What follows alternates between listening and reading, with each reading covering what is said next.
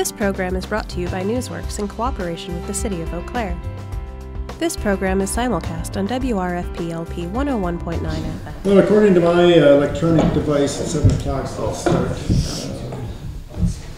With the new year, wish everybody a happy new year, but the first item on the agenda is the election of officers for the upcoming year. Do we call our person a chair or a president? Chair. Chair. So we need to elect a chair. Diane Paulsrud has been the chair, no longer on the commission.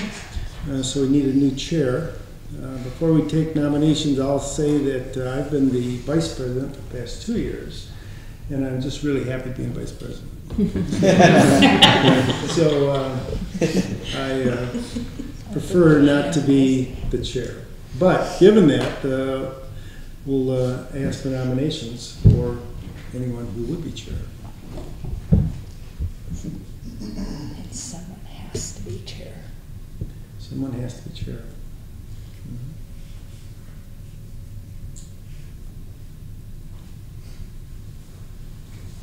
I nominate Joshua.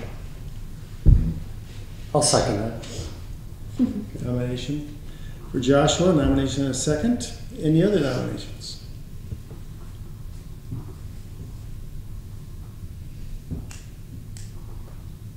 Any other nominations? Do we have to ask 3 times? 3 times. Any other nominations for chair of the Waterways and Parks Commission? Hearing none, is there a motion to accept this nomination in a unanimous form? Is that correct for saying that? Is Joshua good with this? Are you good, Joshua? I accept the nomination. Good. Quick, he hasn't said Yeah. no yet. Before you ask. That nomination Nobody before has we a have to speak, you know. Yes, you can do it on the. A motion to Unanimous. have a unanimous ballot for Joshua. So moved. Move a second and a motion and a second. All in favor? Aye. Joshua is the new chair for the Waterways and Parks Commission. Congratulations. Thanks. Do we change seats? Do you want to sit next to the chair?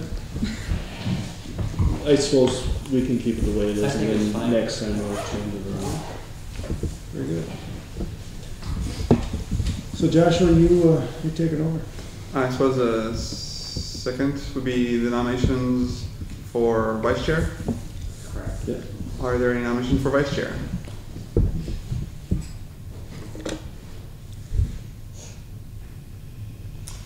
I nominate Mr. Fiedler. Second. Tom Field is nominated. Are there any other nominations? Are there any other nominations for vice chair? Okay, seeing none.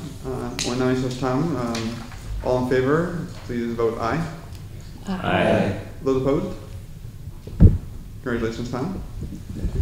And the third would be secretary. Okay, are there any nominations for secretary of the Waterways and Parks Commission? And Susan has been serving as our secretary. Thank you. It's really hard. Most people probably couldn't do it. Since we have a seasoned veteran, I would nominate Susan to continue as secretary. Is there a second? I'll second that. It's really Pat who does a great job. I think I did. Okay, are there any other nominations for secretary? Yeah, I have to ask 3 times. Are there any other nominations for secretary of the Waterways and Parks Commission? Okay, seeing none, there's one nominee, Susan. All those in favor, please vote aye. Aye. Those opposed? Congratulations, Susan. Secretary. Second order of business would be approval of the minutes from the December 6th, 2017 meeting. Should be in the packet. Were there any changes or corrections to the minutes? Seeing none, can I have a nomination to approve the minutes? I'll move to approve. Second. All those in favor? Aye. Those opposed? Okay, we've already done new business part Well, no, I'm sorry. New business was the reappointment of commission members, and we have a new member, Jenny Sterling, new appointee, first meeting this month. Would you like to introduce yourself and perhaps present to the committee how you came to be interested in the committee and on the committee? Would you like to share anything with the members? Sure, just briefly. Good evening, Jenny Sterling. I'm a proud neighbor in the 3rd Ward neighborhood and work for the University of Wisconsin-Eau Claire. Interested in waterways and parks, lifelong, and interested in learning and serving this committee. Thank you.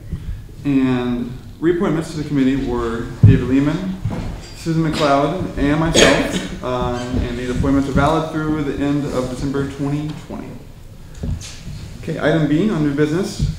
Recommendation on an application to rezone land located west of the Northwest Community Park from R1A to R1P and R2P with a preliminary plat for Camden Place. And Pat, you have a presentation? Real Land Survey has submitted an application to rezone 34 acres of land located to the west of our Northwest Community Park. Our Northwest Community Park is about 110 acres in size. It's located along Jeffers Road. The rezoning, the current zoning is R1A, which is large lot residential, typically unsewered residential, and it would be rezoned to a combination of R1P, which is single family, and R2P, which would be duplexes or twin homes. It also includes a preliminary plat, which I'll go over in just a minute, but that includes 67 residential lots. The mix of those is 28 of those would be single family homes, 39 of those would be duplex or twin homes. Because this is adjacent to the Northwest Community Park, that's why this commission is making a recommendation to the Plan Commission. This commission did review a similar request back in August of last year for this general area. That was for 57 lots or parcels, and all of those were proposed to be duplexes at that time.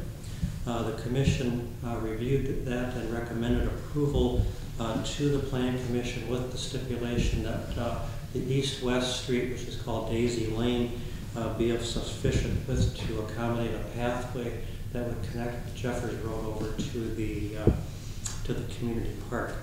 The Plan Commission also recommended approval, and then when this went to the council did not approve it based on, my understanding, based on concerns on basically the mix of lots, that it was all duplex or twin homes. There were people that had showed up that indicated that they prefer to see more of a mix of homes in terms of single family and duplex. So this submittal provides a little bit more of that mix, with about a third of those lots that would be single family. It also includes 2 additional parcels. So actually this request is a larger area. You can see on the monitor up on the northeast area. This lot here is new from what you saw back in August, and then this lot down here is new from what you saw back in August. So this actually is a little bit larger overall proposal than what you saw back at that time. The preliminary plat, and then I'll just scroll down here. So this would be the aerial of the area showing the different parcels. This is the Northwest Community Park here. Here's Jeffers Road located in this area here. There's May's Greenhouse development is to the north, and then there's Shorewood Heights development over to the northeast area in this area right here.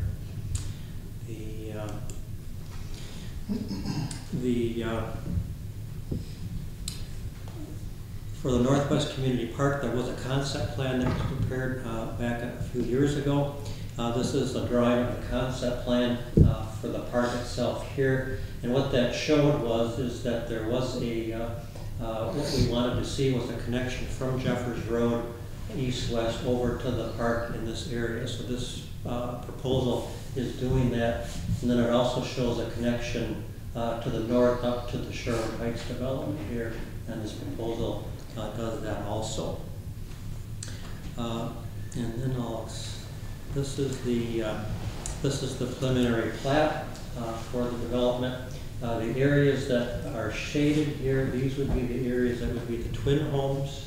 The areas that are not shaded, these lots, these would be the single family, and then there's two over in this area right here. This shows Daisy Lane. This would be the east-west connection that would go from Jeffers Road to the park. This preliminary plat, or this design, is a little bit different from the one that we saw last time, because the last one there actually was another road that went north-south in this area here that connected over to the park. That actually, so this one changes that, and it has a north-south street connecting that goes over, that will connect over to the Sherwood Heights area. One of the primary reasons for this connection over here is that the sewer and water for this development is coming from this area here down over to this area here. This is another drawing or plat of that, basically showing the lot configurations, and this shows the building setbacks within there. As mentioned before, along the east side, there's 3 outlots here, here, and here. These outlots would be retained by the city for stormwater retention, and also this is an Excel power line that goes along there too. So these would be non-buildable lots. So that's similar to what you saw back in August. And this just shows a little bit more detail of the plat. This is the southern portion of it, showing Daisy Lane, showing the topography. There's 3 existing homes that would be incorporated into this. This is one here, and one here, and one here. So that's what those black rectangles are shown there. As we had talked about it at the, and then this is the north portion here that would show the connection over to Sherwood Heights. The advantage of this plat over the other one that we saw back in August is the road that went through here went through some areas of over 20% grade. So actually there's going to be less land disturbance with this proposal than over the last one, so that's a plus also.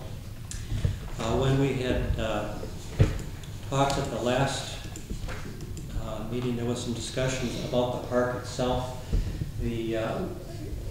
This proposal is just specifically talking about the residential development to the west of the park. As we start seeing development of the park facilities itself in this area, those plans will come before this commission and the planning commission. So we're not looking at specifically anything park facilities for the park itself. We're looking at the plat that's adjacent to that. Our staff, one recommendation is that we continue to make sure that Daisy Lane is sufficient width that will accommodate a path that will connect both Jeffers Road to the park. So staff is recommending approval of the rezoning and preliminary plat. We encourage the commission to include that recommendation, that as this goes forward, that the engineering department require that Daisy Lane provide adequate width to accommodate that pathway. The developers are here tonight too if you have any questions. Thank you, Pat. Are there members of the public which would like to speak to this matter, including the developers? Or have any questions? If you have any questions, I guess I don't. We were here in August, and so it seems like it's that long ago, but yeah, I think we have a good plan we put together, taking care of some of the neighbors' concerns. Their big concern was the street connection was beyond anything beyond the twin homes or the single family mix. There's just no way around that. You know, the streets have to connect, and then that's for the city and their guidelines. So what we did is curve the road to make it more of a, not a straight shot, and kind of separate the 2 developments, which is what they wanted. Happy with the mix. It's kind of a difficult area with the greenhouses and those power lines were going under.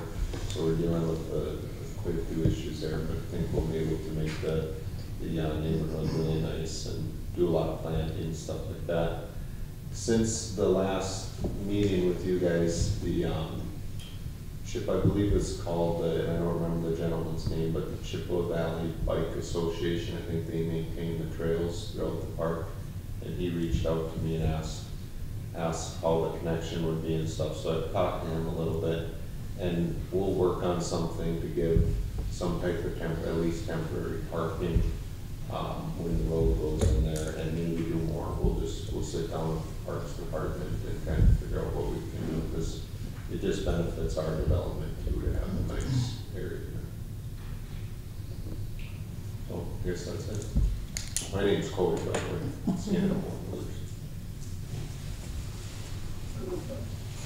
Any members of the commission wish to discuss the proposal?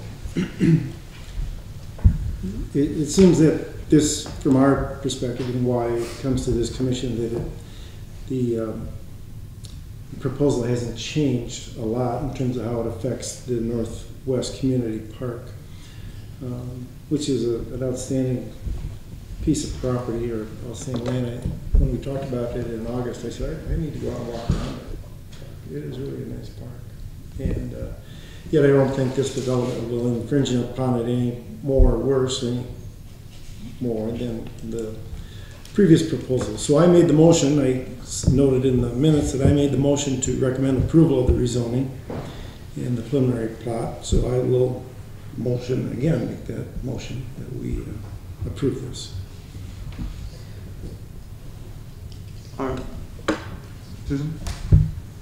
We have to have a second first. Well, yeah, I think we'd have a second first. Is there a second to the proposal? To the motion? I'll second the proposal. Okay. So if there has been a discussion about something else, the addition of parking to connect, to help the bike trail connection, does that need to be added to the motion? No, what we're reviewing tonight is the rezoning and the preliminary plat in terms of providing some parking for the bicyclists, or that's another issue. That's part of the park development? Mm-hmm. Yes. Okay. Never mind. Tom, to clarify your motion, Pat has said that it was proposed with the caveat that Daisy Lane be wide enough to access the park. Is that part of your motion? In essence, the action taken in August would be the action we want now, and so that we would also ensure, as Pat said, that Daisy Lane be wide enough to support a bicycle path. Okay, good. And we have a second. Ready for a vote? All those in favor of accepting the motion? Aye. Those opposed? Okay, the motion is approved. Thank you. Next on the agenda, item C, recommendation on an application to rezone land located southeast of Sundit Road and Robin Road from R2, I1, and I2 to public with a site plan for an existing park and storm water retention basin and a proposed dog park. Well, I have good news here. Actually, items C and D are really the same items, so we can combine those together. And what we're really just looking for, we'll be looking for one motion for this total item. So we don't really need to look at D. We'll just be doing item C here. And I'll give an initial overview of the rezoning, and then Jeff is going to give an overview of the actual dog park site plan. The rezoning and public zoning site plan issue. This shows the area that's proposed for rezoning here. Back a number of years ago, when we developed Sundet Park, the northwest part of the park was zoned public, and then we approved a conditional use permit for the rest of the park.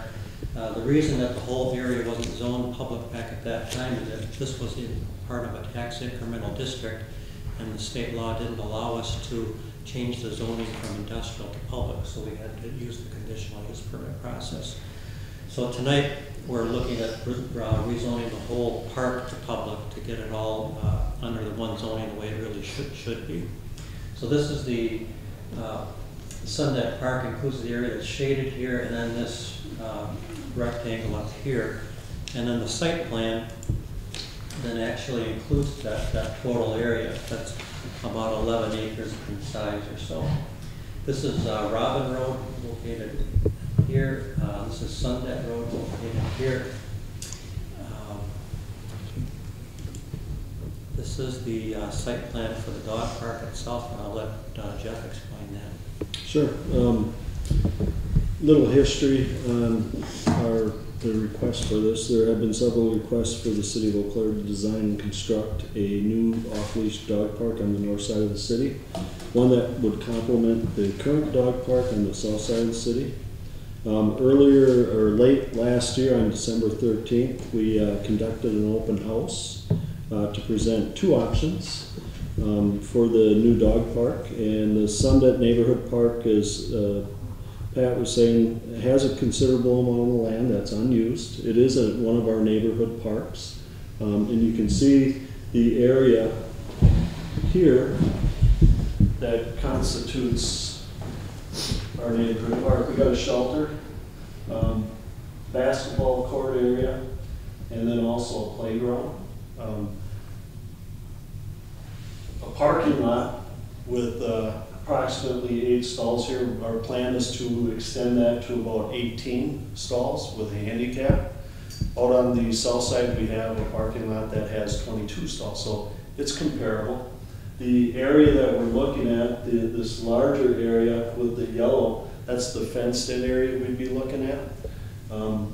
This would be what we would consider the large dog park area. It's 8.2 acres in size. The smaller area here is 1 acre in size. That's for smaller dogs. Of course, smaller dogs can come through this area too, but they typically like to have their own area. We have a leash transition area that would also be an area initially we put the watering station there, and with the open house that we had, it was suggested by the dog owners that we should have that away from this area because it gets pretty messy here with the water. So our plan is to actually bring that back a bit to this area, to have the watering area away from that so we don't create a big mess where the dogs transition. The area that looks, that's the trail, again, we had put in the plan that we would put wood chips through here and create a trail. That's another item that the dog owners told us that probably isn't a good idea. It's better just to create maybe a mowing area around and let the dogs and the dog walkers create the trail themselves. They say the wood chips get, again, when they get wet, they get soggy, it gets kind of messy. So the likelihood is that we would not put that in. Same thing here. This was, we brought two options to the open house. The only difference between option 1, which was this option, and option 2 is that we had the small dog park area flipped this way to encompass this area here. Again, through the open house, the dog folks said not a good idea. We'd like to have some areas because we have some wooded area here that they would prefer some shade for the dogs. When those hot summer days, they like to have a little bit more shade. They actually like the layout of this one a little bit better than the south side because it does have some shade structures for the dogs.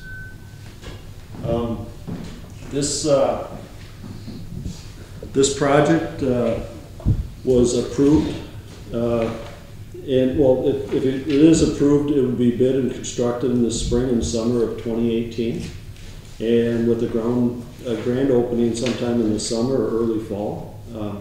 This project was approved as part of the 2022 Capital Improvement Plan, recommended for approval by the Waterway and Parks Commission. That was at our June 28th meeting and was adopted by City Council. So with that, Any questions? Do you have anything else to add, Pat? This will go to the Plan Commission at their next meeting, and then would be forwarded on to City Council. Question? Sorry. So do the yellow lines all represent fences? That's correct. Okay. Yeah, thanks. I have heard from a lot of people concerned about that park at the end of Runway, and it looks like it's staying, but do you have any idea of why people thought that that park was going to be torn down?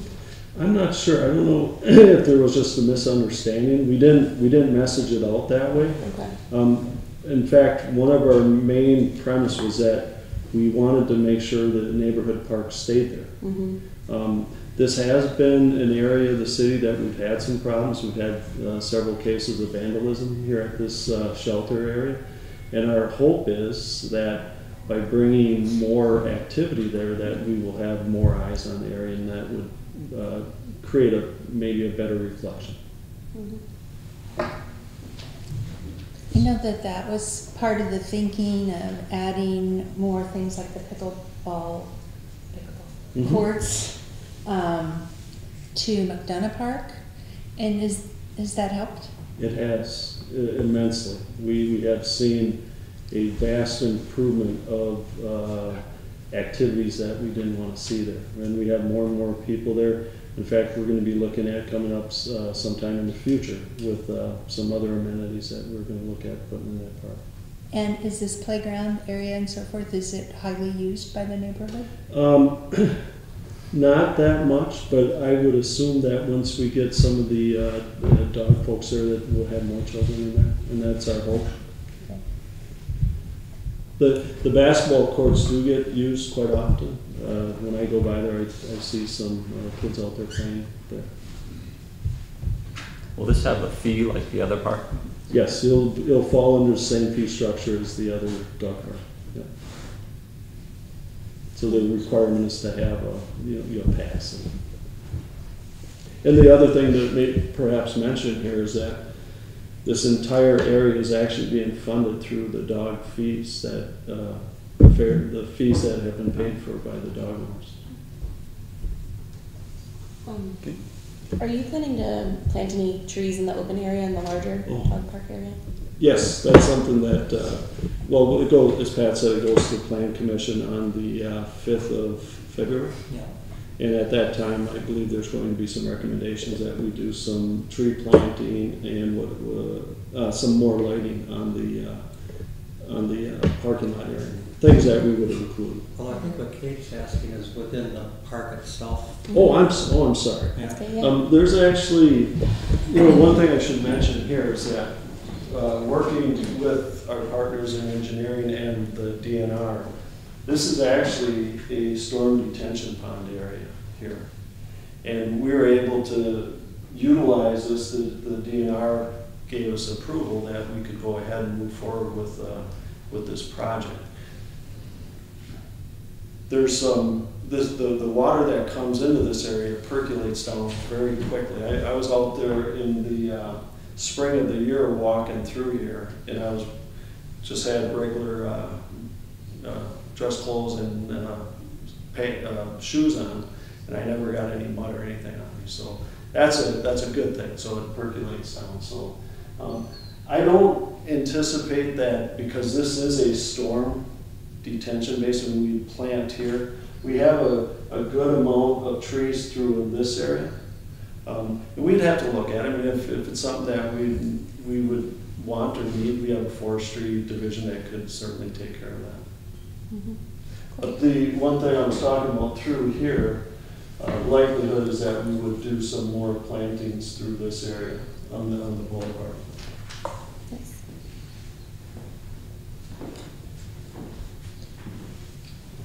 Any other questions for the presentation? Are there members of the public which would like to speak on this matter? Seeing none, I'll take motions to accept the proposal. I move that we accept this proposal. Ron, is there a second? Meredith. Okay. All those in favor, please say aye. Aye. Those opposed? Motion passes.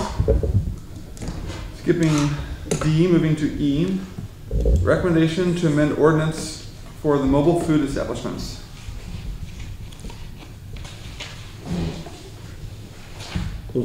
Before the Waterways and Parks Commission for recommendation to approve is an amendment to section 13.12.00.066 of the Code of Ordinance entitled Mobile Food Establishments.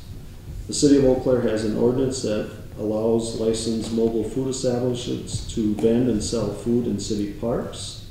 This amendment expands this ordinance to include the following neighborhood parks. This would be Boyd, Lakeshore, McDonough, Half Moon Lake, Newell, Cameron, Mitcher, Demler, Coney Farm Parks. We have some maps on there, I believe, to look at some of the areas and a little bit more about the ordinance itself. The existing ordinance allowed mobile food establishments to operate in Owen Park, Phoenix Park, Carson Park, Riverview Park, and the soccer park, and Piners. And that would essentially, if a mobile food establishment wanted to, they could actually set up and sell their services into those areas. We're expanding that to include for 5 or 7 days a week, the Boyd Park, Lakeshore Park, McDonough Park, and Half Moon Park. On a very limited basis, and this would be on just Thursdays between 4 and 7 p.m., we would allow them to operate in Newell Park, Capas Park, Cameron Park, Mitcher Park, Demler, and Coney Farm Park. Again, the idea here is to encourage neighborhoods to come out and get together and have dinner in the park one night per week. Studies have shown that neighbors that know each other, the crime rates actually decrease. Where in neighborhoods where folks that don't know them, each other, there's that disconnect. So that's the intent of changing this. Looking at each park on Demler, each one of these areas, well, let's see, this is, let's go from the beginning.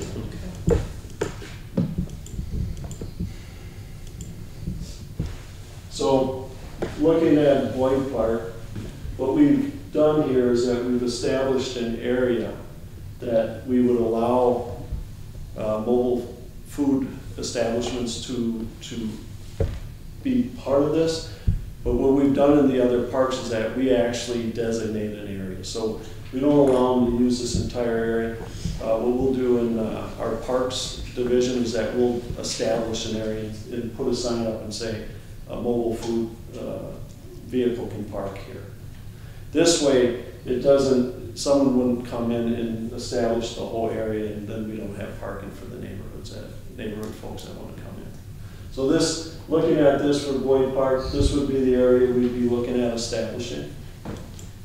For Lakeshore Park, again, this is the shelter. And what's not here, we actually have a skate plaza right through here. That's not on this area, but we have a skate plaza here. And here's the parking lot that we would designate an area that if a neighborhood wanted to have a mobile food establishment come in, they could establish it in this area that we designate. McDonough Park, again, McDonough, we've established with the pickleball group that has created some more amenities here. We've got some other different areas. This is the main parking lot as you come into McDonough. So we would establish an area here. There's another parking area here, and then also down here. What's not shown here is that there's actually a new pickleball court that was built and constructed by the pickleball group there. So there would be 3 areas that we would establish a designated location. Half Moon Lake, again, here's the beach area. within this parking lot area, we'll establish a designated area. Newell Park, again, this is located off of Ferry Street, First Reserve. We have an area right off the street that we would be able to establish. The other thing is, according to the ordinance, we're not changing that, is that they could park on the street as long as it's not within a certain 200 feet from a restaurant. They can park on the street. Campus Park, this is located in the 3rd Ward area. This is at the dead end of Gilbert Avenue. We'll designate an area off here, but again, they could park in that street area as long as they're not within the 200 feet of a restaurant.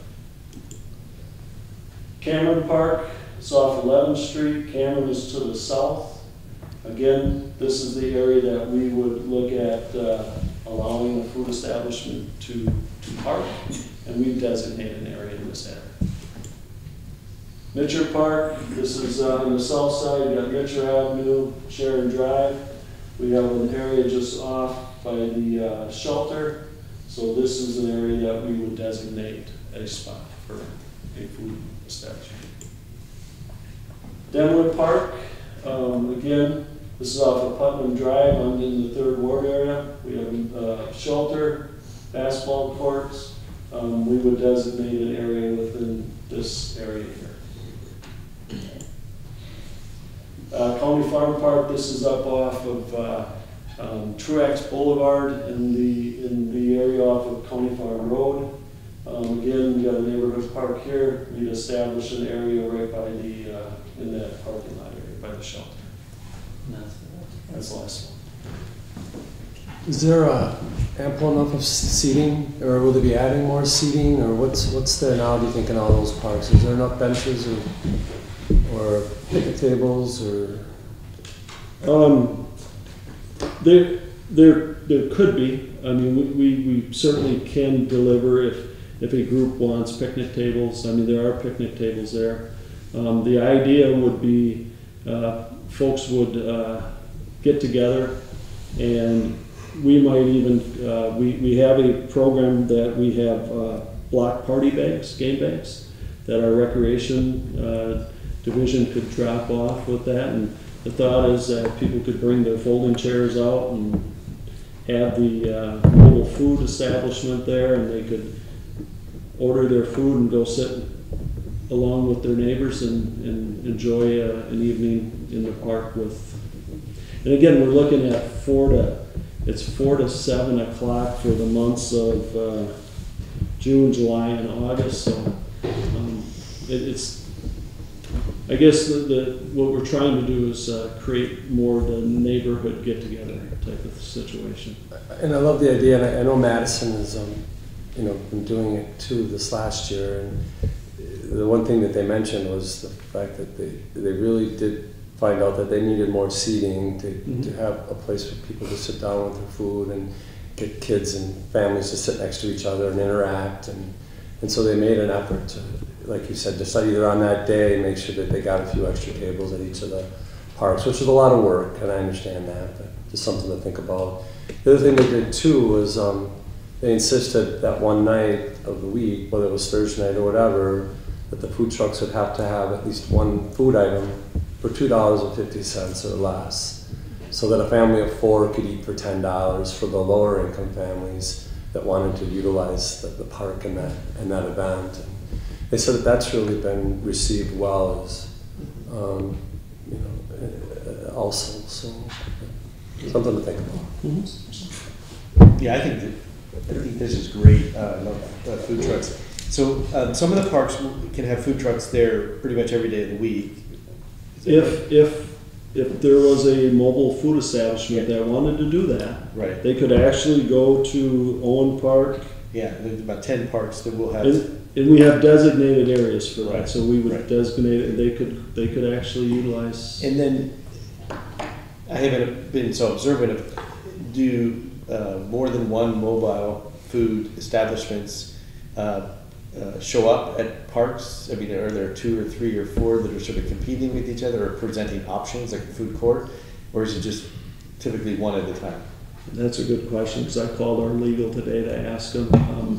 To date, we haven't had one mobile food establishment apply for a license to do this. So this is again trying to get them to go out. Now, we do have some that go to special events, right, and they're exempt from that, but to date, we haven't had a mobile food establishment. So this is inviting food entrepreneurs, yeah. Phoenix Park, the farmer's market, there's always a food truck there. Is that part of this, or is that exempt? That's part of the because it's a Phoenix Park, and that's a designated spot. Yeah. But another food truck could come up there too if they wanted to offer, some other cuisine. Sure. Right. Yeah. So, and that's part of their agreement. 2 or 3 or 4 food trucks in one of these parking lots. I mean, multiple food trucks at one time? I think that would be a challenge. Yeah. I think that would be a challenge, especially looking at some of the footprints we have there. But that's just alone there. They could park on the street as long as they're not within that 200 feet. Right. And most of these sites aren't. There isn't a restaurant that's within 200 feet. Yeah. No, I'm all for it. I'm just curious how many food truck businesses are going to show up, and whether people will decide to go to Kappa's Park because they've got great Southeast Asian food, and somebody else, we want Italian tonight, so they're going to go over to Mitchell Park because that's where the Stromboli is. I mean, and maybe this will be a catalyst to get more of those mobile food establishments to get their license to do that. Right. Okay. How will the city be getting the word out there to potential food trucks that this is an opportunity come this summer? Well, I would see community services working with neighborhood associations to get this word out and let them know that, again, the neighborhoods are going to have to go ahead and take that big step, but we'll let them know that, we're opening this up so these mobile food establishments can come to these smaller neighborhood parks during this time. Prior to that, they weren't able to with the restrictions we had for the ordinance. So there's no license or permit that a mobile food vendor would need to show up. They can just show up at any park on Thursdays from 4 to 7. Is that? Well, they have no, they would have to have. They need to be asked. They have to have their. I'm just looking for the wording here on the. There's a license that they have to apply for. So each applicant shall apply for an application with the clerk, and. But that's to be a mobile food establishment. Right. So once they have that license, they can show up at any of the parks at the designated times. Yes, that's correct. Okay. So do they need to work with a neighborhood association? They don't have to. That would be our intent, is try to get the neighborhoods together to create a night, that Thursday night, to get out and have dinner in the park type of thing. But they could on their own go to the parks, and I suppose it would be the risk if someone's there or someone's not there. The likelihood is they're going to want to go where people are so they can sell their product. Yeah. It may not be a deal breaker, but Thursday night is also when the Sounds Like Summer concerts are going on in Phoenix Park. Yeah. We did talk about that, that was one of those, and we were trying to say, okay, what night is the best night of the week that families would like to go and have a dinner in the park. For instance, my parents own a food truck. It's the wood-fired pizza oven that's in Phoenix Park, and they would 100% opt to go to Phoenix Park over Demler, simply because of the group of people they would attract, which would be unfortunate because I agree, I really like this idea. So you're thinking maybe the day of the week that... I think it's both an issue for the food truck operators and for the people going to the event. Because I think a lot of people go to Phoenix Park for the Volume 1 concert, And food truck operators go there too. Yeah, yeah. David? Why one night of the week for all the parks? I mean, why couldn't it be Monday night at some parks and Tuesday night at others and Wednesday? Well, it's just a test. This is really because at the time, my understanding, I wasn't part of the ordinance when it was first established, but they didn't go into a lot of the neighborhood parks like we're suggesting here. There were, if you look at when we were talking about Owen Park, Phoenix Park, Carson Park, Riverview, they're away from the residential areas. Right, I understand. I just wondered what's the logic behind a single day being the time when 6 of these parks can have food trucks rather than alternating days, right? I mean, maybe there's a logic to it. I'm just trying to figure out what that would be. Lack of enough food trucks might be it. Well, because we don't have anybody that's taken out that that license yet. But if you present a market opportunity, people may take it, and you might have people that are willing to put their food truck out, every day of the week in different parks. But it would seem to me too, if we want to be really neighborhood friendly, maybe the Eastside Hill, who wants to have a get together at Boyd Park, wants to do it on a Saturday. Right. Are we saying that they could not have food trucks, or is there a permitting process that they can go through, or? Well, the way it's drafted now, I mean, again, this is a draft that we'd be taking to council, so I'm taking notes on that, and it might be something based upon what this commission is recommending, that we go to council with something different, or council make that recommendation. I'll let council know these were the recommendations of this commission. I like the idea of not confining it to one night. I think that I think the neighborhoods can make the arrangements that work best for them, and they can contact the food trucks, and they can make all that, make those schedules work. But the one thing too is Phoenix Park is getting so busy on Thursday nights. Maybe spreading it out a little bit, and maybe the neighborhood arranges a small band or someone to come and play or sing. And so I mean, all those are still options that can be expanded throughout the entire city instead of just Phoenix Park. And then food trucks can, in Madison, the food trucks ended up organizing it themselves, and they worked it out that they would each cover a night and specific parks, and so they're doing it Monday through Thursday, and the food truck people just did it themselves. It's worked out really well. Do we know how many food trucks there are in Eau Claire or within driving distance of Eau Claire? Do we have an inventory? I think the health department probably does have an I would say inventory. there's got to be at least 3, but no more than 8. So I think in the beginning, when there were just the 3 parks or 4 that you could go, that was like an experiment to see if there were problems. Are you saying that no one took that option?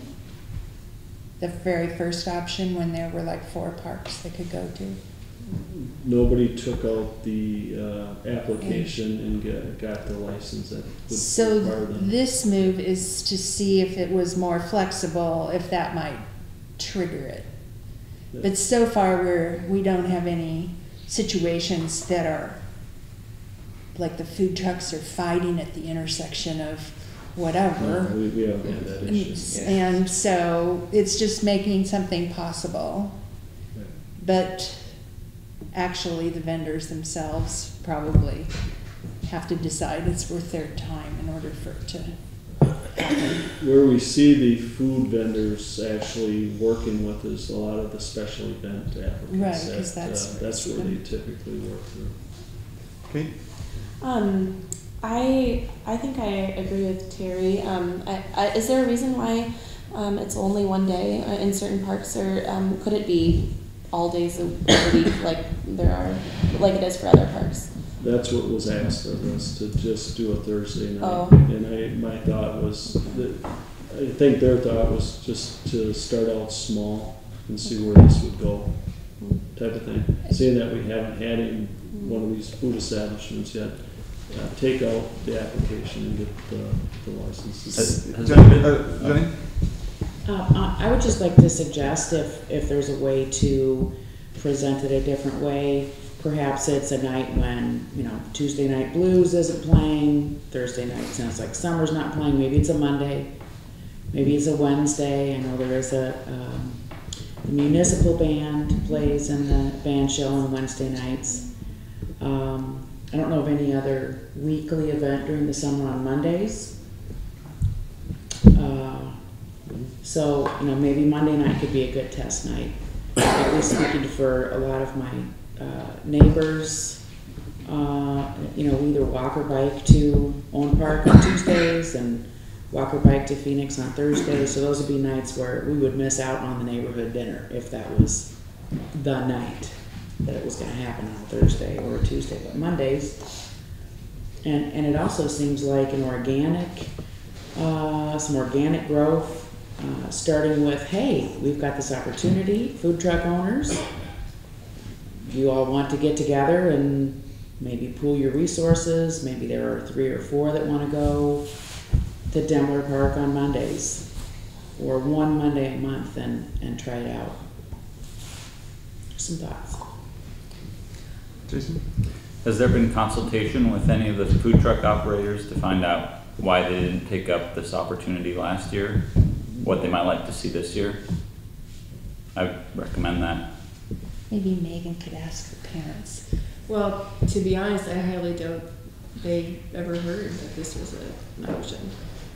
They've taken out quite a few licenses for special events, and I think that they thought that was their only avenue for gaining a customer base. I think the neighborhood associations took the time and effort to try and coordinate it. There would be some interest. I think there would be more food trucks stepping in, and so maybe it's just a matter of them getting out there and knocking on doors and letting people know. Tom, do you have something still? I was just going to say that whatever's put in place, it seems like there's a lot of ideas and good thought, but this should be, this next year should be a pilot.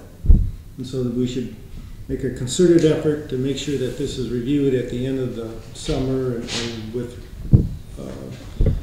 alterations and modifications made for the next year. 'Cause I think that there's a lot of different ways that this can go. We've obviously batted a lot of them around already, but I think we'll have a better view after we've tried it for a year. Meredith? I was just going to say, last summer we had just one big neighborhood cookout type thing, and we had a food truck come in, and it was actually subsidized by Peace Church, so it did end up being a lot cheaper. We had probably over 1,000 people come. What park? It was actually it was at Peace Church. It was in the parking lot at Peace Church. We don't. Pumpkins doesn't really have a neighborhood park. We have like the school, but we don't have our own scraps of parks. I know, it's kind of sad.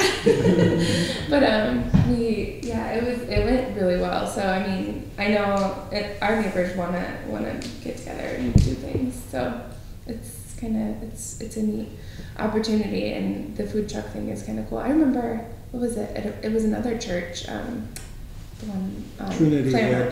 had They had a big, and there were people just lined up. So I think like if you build it, they will come, but they just have to know someone has to be behind it too. So definitely letting the food trucks know and the neighborhood associations know is key to that. But I think also what Terry said about the cheaper, that was so important. We had, like I said, it was like half off, and so everyone could go out and buy 5 meals for their family, but we can't do that if it's $10 or $11. It's harder to do on just a Monday night. Jeff, I had a question. It looks like in the ordinance proposal, Boyd, Lakeshore, McDonough, and Heffernan are not bound by the days of the week. They seem to be open as, for instance, Carson and Phoenix Park are? Yes. Okay. Yeah, correct. So those would be available whenever, falling within the existing ordinance. And as I mentioned before, we were looking at some of those neighborhood parks that are in the residential areas where we have homes around it. We kept that to the one night per week from 4 to 7. The others are included into the initial ordinance that allows it basically any time. As long as the park is open, so up until 11 p.m. Ron? I was just going to share anecdotally the pickleball tournaments that we've had in fall through the special event licensing process. We've had one food truck come there because there's no place for anybody that participates in that tournament all day long to go conveniently to any restaurants. And so it's worked out real well. And the one food truck, we've had 2 different vendors the last 2 years, and they both have been very happy with the tournament that they've had, and it's worked out real well as far as we know. There hasn't been any complaints about it or concerns about it. And actually neighborhood folks that would come and watch the tournament then had access to the food truck too. Yeah, I mean, you use the word organic, Jenny. I mean, that's my experience with food trucks in a different city. It's very much that. I mean, they're like pop-up restaurants, and with this way of communicating, you know, like you'd find out, oh, the deli with the salmon sandwich, that truck's in the parking lot next door today, and it wasn't always there. There'd always be some food trucks there. I mean, this is why I was asking about like 2 or 3 or 4, but you weren't sure which ones. And then, but people text, people, you know, so I'm not too worried about once this gets some momentum. Communication happens organically, right? People hear what's going on and they head down to the park. But when you did your food truck at the pickleball tournaments, did you arrange that, or did they just show up? No, we arranged it. We first of all went to the events committee and got permission to do that, and then our group contacted the food truck vendors. Yeah. And so probably some nudging from neighborhood associations is a good thing, and then the ones where people show up, there will be others coming. Sure. I mean, we have like close to 500 people just on our Facebook page, so that would be an easy way to get that information. And even though there are like 2,500 people or whatever at Sounds Like Summer on a Thursday night, in the city. That's not even 5% of the population. So presumably if it was right across from your house, that might prompt some people who never get to Sounds Like Summer. And Sounds Like Summer can be quite the experience for a family, a young family. Yes, to absolutely. So, I mean, like too much almost. Yeah. The dance floor. They could stick to the dance floor. I've seen your husband. Any other comments or questions? Is there anybody from the public who would like to speak to this matter? Yeah, I think this is a great idea. Oh, would you mind saying your name for the record? Yeah, Aaron Salmon, live in the 3rd Ward. I'm on the steering committee for the 3rd Ward Neighborhood Association, and I'm excited to talk about this and maybe plan an event. I'm thinking about the planning, and I like those comments about maybe not limiting to Thursdays. If we did this, I doubt we would plan on Thursday because half our neighborhood goes to Sounds Like Summer. And given the fact that it is a pilot, already it's like assume that you're going to be evaluating this at the end. I think it might hurt participation to limit it to one night. Maybe talk about organic growth, maybe just open it up to all nights of the week. I don't think they have a problem with food trucks hanging out every night of the week. There's not enough people at most of these neighborhoods, especially residential parks, to make it worthwhile for trucks to be there unless they're invited by a group organizing an effort. So that's my 2 cents on it. Especially if there are only 8 in this, like there's so few that it might be hard if all of the neighborhoods are taking this upon. Yeah. I think perhaps if there is a concern of just having it one night a week, you might not have to limit it to Thursday, but the neighborhood association in conjunction with the food truck operator could pick a night of the week and eliminate the others.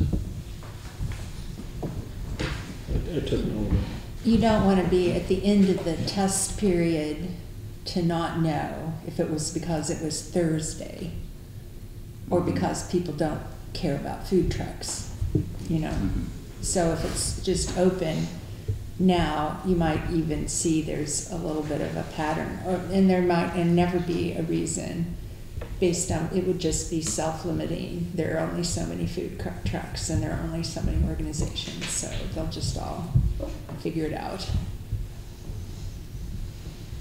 Any other thoughts? Are we supposed to do something? Well, I believe we need to recommend the ordinance before it goes on the council. So at this point, I suppose take any motions. There have been a lot of suggestions here. Perhaps feel free to include any suggestions. I don't think we can actually change anything in it, but you can, in your recommendation, suggest if you want to open it up to all nights. I mean, what the council's looking for is your input. So what I'll do is I'll present it to the council the way it's written with the Waterways and Parks Commission recommendation to look at the more picnic tables or more seats might be hard because it's really not in the ordinance itself. But that would be a suggestion for perhaps our community services and also neighborhood groups. Food items less than $2.50 on a menu to attract everybody in the neighborhood. I think the big one for this is looking at, rather than limit it to Thursdays, is to look at expanding that to every day of the week and let the neighborhood associations determine what day they wanted to have the food truck there. That's the question. Jeff, say East Hill wanted to do something in Boyd Park and they called you up and said, can we get 10 extra tables next Thursday night? Is that available to them, or is there a cost? You know, when we work with special events, there is a cost for all that. If a neighborhood wanted something like that, we already have picnic tables. We do shuffle picnic tables around at times with requests from neighborhoods. Yeah. All right, great. Okay, so I believe at this time we could take a motion to approve the ordinance with the suggestions that Jeff has laid out. Tom, do we have a second? And Ron seconds. So all those in favor, please say aye. Aye. Those opposed? Okay. Next item on the agenda is recommendation to approve Haymarket Plaza final site plan and Confluence Crossing Bridge design with Dave reviewing that. Thank you. We've been working on this now for a long time. We presented the master plan this past summer, and since that time we've been working with the Art Council from the city as well as other stakeholders and the DNR with permitting to make tweaks to the master plan that was presented in June.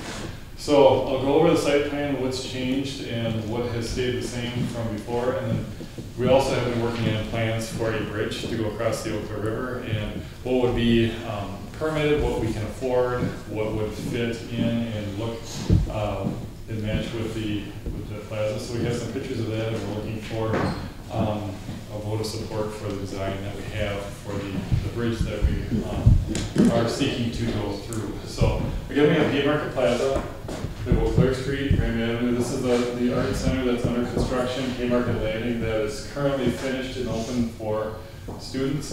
The bridge is coming in on the north end of the plaza. Like in the master plan before, we had a green area that terraces down to view the water. It's about 3 feet lower as you're near the water here than you are for the rest of the plaza. So we're at grade on this corner, and on this corner, the Riverwalk Trail dips down slightly in the middle, and then that allows for almost a, this high of an amphitheater type seating on some rocks or cut stone seating blocks to look out over the river. Previously, we had these kind of lined up as a row of logs going down the river to mimic that. We're now kind of calling this a log jam to have those representative stones more conducive to having conversations and interacting with people, but still allowing an opportunity to view the river if you want to be more quiet on the edge. we're calling this the Bean, although I don't think the official name can be the Bean because Chicago's got the Bean. But that's not the official name, so you can make this the official name. This could be the Eau Claire Bean. This is a raised area. It's about 2 feet higher than the rest of the plaza. We were looking at having wood decking in here for just a texture change, but now I think for maintenance and durability, we're going to have a wood plank it looked like wood planks, but it's a concrete stamp that goes in the top, so it looks like wood, but it will actually be a concrete surface. And then there are some rocks that we are proposing that you can sit on them, but they look like black washed rocks that you get in the river and you can skip across. So they're pretty neat to have up here, but there also is going to be a lot of room for what we hope, and we're working with the Art Council, are some kind of a seating that could be branded for Eau Claire, something that's heavy enough that it's not going to walk off, or we would provide some ways to attach that here. But we would like to have this area with the trees that are included, probably a honey locust, something that would be a filtered sunlight that could come through. That this would be an outdoor seating area that people coming out of the building here or walking around with lunches in the middle of the day or whatnot would be able to sit and enjoy a meal out there, or if, maybe this will be an option for food vendors, or if Phoenix Park is getting programmed and having a number of events there, that this will help ease some of that congestion and can spill out for here. So this is about my favorite spot here, because I think it's going to be fabulous when it's done. It'll be just like an outdoor deck for the community that you can view the water, you can view the activity going on here, and you also have shade with that. Along the front of the theater, we're working with the Confluence folks for the design. Their property line comes out quite a ways through here. We want it to look seamless when we're done. So it will probably be constructed with the project, and there'll be a cost share for that. But they're using they've hired our landscape architect to help with that. The green space that was in this area in the master plan extended further to the east through here. The doors for the theater are here, and we previously had thought that they would be over further. So we pulled this back, so when you come off the bridge, you can go through what we're working with the Arts Council is an art walk that will go through here, but it also provides a straight shot from the bridge to the front door of the theater. And there's a rendering that we have later that will show a view standing around here where you can see through here, and you can also see across the plaza as well. We have a little landscaping just to set an edge of the plaza here. We have our transformer that we're looking at having some kind of artistic wrap with the Xcel Energy would allow, so that will hopefully turn into a piece of art. The water feature remains in the middle. The lawn area, it's a functional turf. It's not contoured like you have in Phoenix Park. It'll be a flat turf. And we're working with some inclusions in the grass that would tie in, if we can afford it with the budget. There are going to be lights on the theater, and we would like to tie the lights that are on the theater in with some kind of a lawn lighting that would be in the actual turf. So it'll have activity at night, as well as some of the vertical features that are being worked through right now to add additional light. Along the Riverwalk Trail, the through trail that will ultimately go from Barstow Street through the plaza and down to Lake Street, will have our shepherd hook lighting. So the trail will be lit at night. We do have the ability to dim those as it gets later, so it won't be the really bright light throughout the entire evening. But it will be safe. If there's nothing going on in the plaza and those lights were dimmed for some reason, the trail would still be safe to traverse through. And then in these locations, we still have fire features. Again, budget, when the final numbers come in for the budgeting, there's 3 that are slated on here to start with, and that number may be reduced slightly if that's a budgetary concern. What did you call those? They're fire features, and we have in further renderings of this, I'll show you what they look like on here. We do have stairs at this location that will allow access to the lower water, and then in front of the wall that will be holding up the fill for the plaza, there'll be a 4 or 5 foot unimproved trail that will go along, similar to the trail that is along Haymarket Landing, and it will go underneath the bridge. So if you want to leave from here, there's a landing halfway down. If you wanted to take a picture, the family's in town, you'd be able to stand on the bank below and take a picture, and you would have the view of the wall will have a floor line on it as well as a decorative rail, and you'll have a theater behind. So we thought this might be an area that, you know, might help people remember coming to Haymarket Plaza. So overall, it's very flat as opposed to, so it's a plaza as opposed to a park.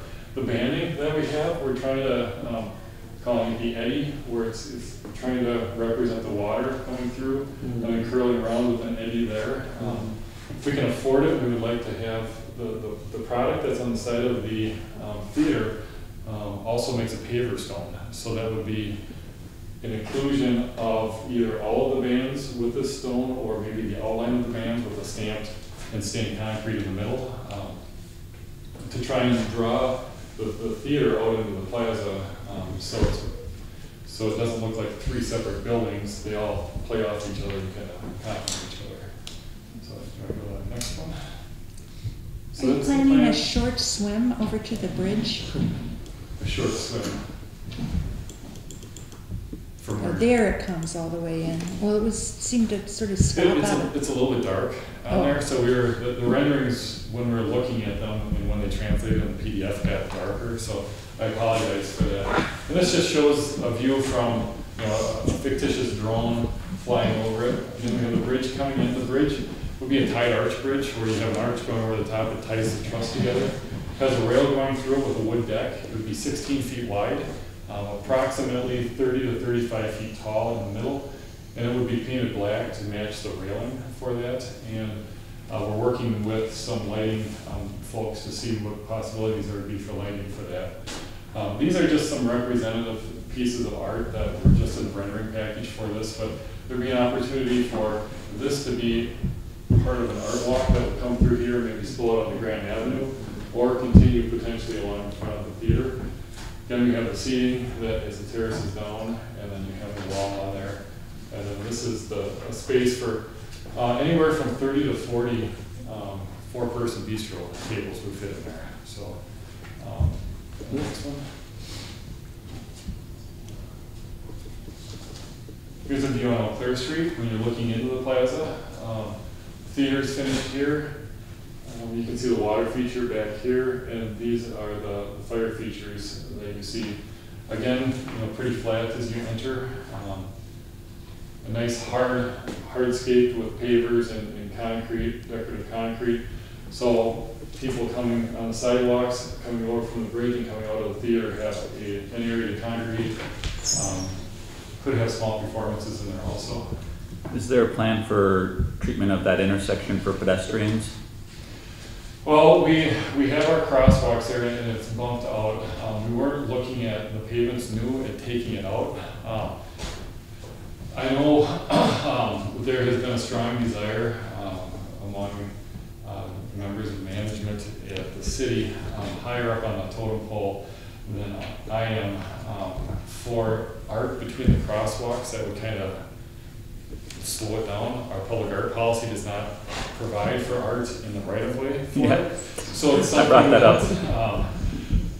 that we're loosely talking about. Madison has a charter ordinance that allows that, because there's FHWA rules to have consistent looking streets for good engineering reasons throughout the country, so a street appears consistent in Eau Claire or Dallas or Boston. But it would be nice, and it would help the pedestrians if this was brought out into the street and to slow them down. We weren't planning on putting speed tables or anything like that. The streets, when we redid Eau Claire Street and Graham, we narrowed them up quite a bit from what they were before. But this is what we currently have. It's flared out a little bit to provide a drop off, but not as much as by the parking ramp on Galloway and Hobart Street over there. So. Yeah, it just would surprise me if people limit themselves to the two right angle crosswalks and don't go right through the middle of that. I know we're working with the theater for the area along the theater. When you go on Graham Avenue, they'd like a drop-off zone during special times or event times, so it would be no parking there and you could drop your cars off there. So that's for people attending.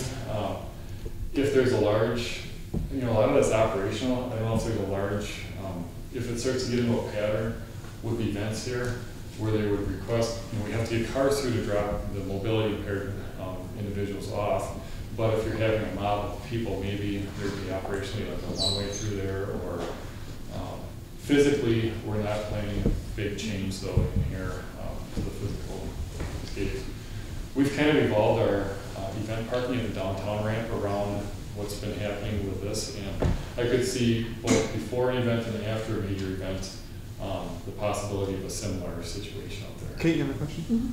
Mm-hmm. Are there curb cuts both at the Eau Claire Street and Graham Ave? Okay. Yep, it kind of goes across, and then the area in between, there'll be decorative pavers. The one is pavers that we did 2 years ago, and then this last summer there's stamped and stained concrete that's laid in over that bed just to give a contrast for a discussion we'll have with Graham Ave, and for do you want the pavers or do you want the stamped and stained.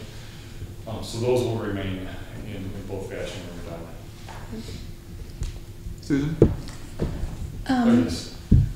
I don't know if you've given any thought to this, but if you think you're going to be pushing on your budget, a very traditional thing to do where there are pavers and walks, something like this, is to let people sponsor a paver and then their name is engraved, and that's one of the fundraising mechanisms. There were some talks for this, as well as in the grassy area, potentially as well, to where there's bands and then the lighting would be in there. So that is something that we've talked about. We haven't gotten a decision back on that. The estimates are being tabulated right now as we speak, so we should know more in another week or two.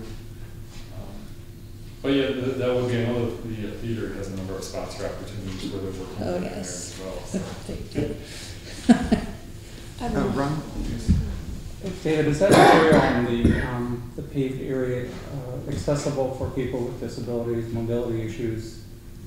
In here? Mm-hmm. Yes, it would all be, if it's a stamping pattern, which I don't know that we're going to have a heavy stamping pattern, we would have to meet the ADA requirements for that. So the pavers would fit in very tight, similar to the Phoenix that you have, and even our crosswalks, and now what we're putting down is a hard surface underneath it, so there's either concrete or asphalt, and then the pavers are put on top to keep them true, so they don't settle like when it's only a sand base underneath those.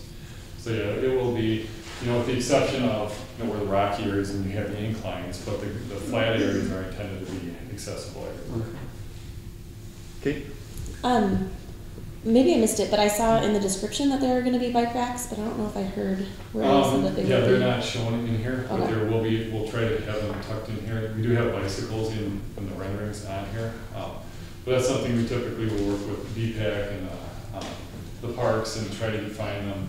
We work with this building heavily too. We see maybe around transformers, get them tucked in so they're not going to create a hazard, but there still are an opportunity. So if you want to ride in, you can dismount and eat a lunch or something like that. Mm-hmm. Seems so open. So this will go to BPAC then too? Well, the next step for this is planning commission. It goes to city council for hearing. Okay. I'm not sure if Leah mentioned much at BPAC meetings. We can certainly present it at a BPAC meeting. We'd be able to see it after plan before city council, but it's getting kind of late. But schedule-wise, it does work. So we're looking at taking it to council the last meetings in February, so we could try and get it on the BPAC thing in February. I think it'd be good to take it to BPAC, just with all the students. I heard just last week that a concern over bicycles on the sidewalk downtown, and I think that with students in that building, the trail that's going to be going to Lake Street could offer a lot of alleviation for some of that traffic, bicycle traffic on the sidewalks downtown, and I think that this would be a really good project for BPAC to review. So. And that's one of the reasons we try to keep that trail separate along and kind of segregated from the rest of it. So if you do have those through bicyclists, the rest of the users here would feel safe on this portion without going through. The trail's wider than our normal trail width along the Riverwalk to give more space for pedestrians and bicyclists. But I think in all of downtown, that's something as it becomes busier and we have more and more pedestrians and more bicycles, bicycle usage is going to continue. It's something that we'll have to make good design decisions with, and also operational concerns for that as well.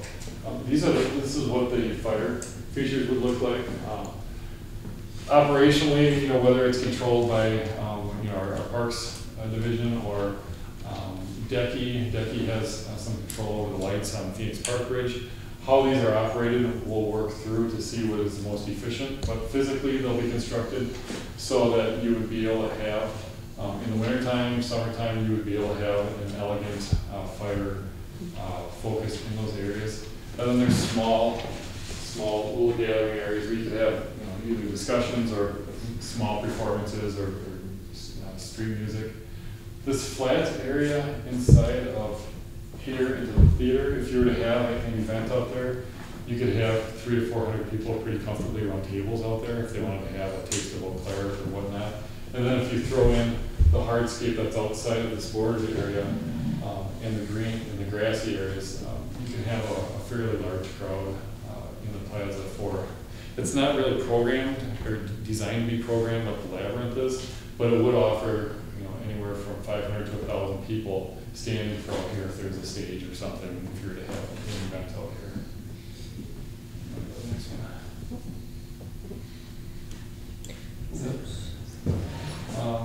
That's probably.